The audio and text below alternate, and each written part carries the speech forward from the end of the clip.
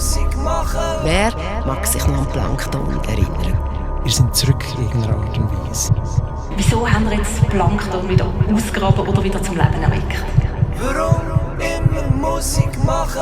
Wie war das? Jetzt eine kreative Pause oder habt ihr gerne gewusst, ob es überhaupt weitergehen soll mit der Band und jetzt gemerkt, ey, ohne Musik geht es gleich nicht?